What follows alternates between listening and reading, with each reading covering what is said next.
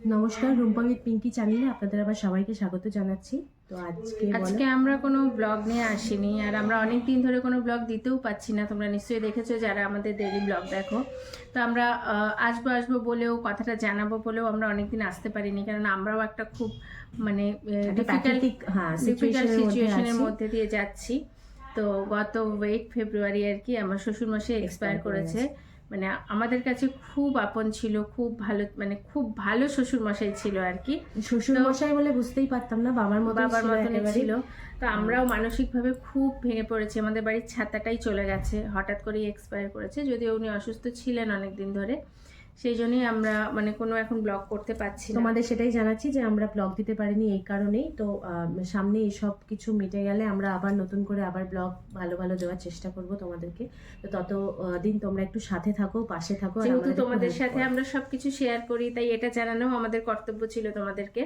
কিন্তু আমরা অনেকটা দিন ধরেই পারছিলাম না আসতে, মানে সবকিছু সামলে, নিজেদেরকে সামলে আসতে পারছিলাম না।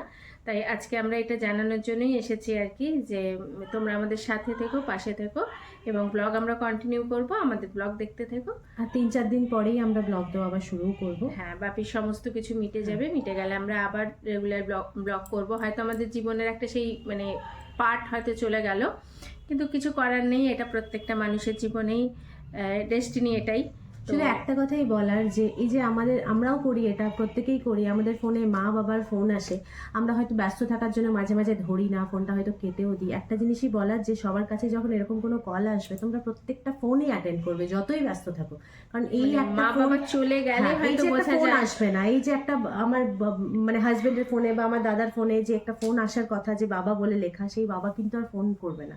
তো সেই জন্যই বলা তোমাদেরকে, যে সবাই যতদিন পাশে আছে, মা বাবা, প্রিয় মানুষজন আর কি, সবার সাথে একটু ভালো ব্যবহার করো, আর সবার সাথেই থেকো, আর সবার সাথে টাইম কাটাও, কারণ এই সময়গুলো আর কিন্তু ফিরে আসে না। মানে আমাদের জীবনে, আমার হাজবেন্ড বা ওর হাজবেন্ডের জীবনে আমরা কাছ থেকে এতটা কষ্ট, মানে কাছের মানুষকে হারানোর যে এতটা কষ্ট, সেটা আমরা এই প্রথম ফিল করলাম।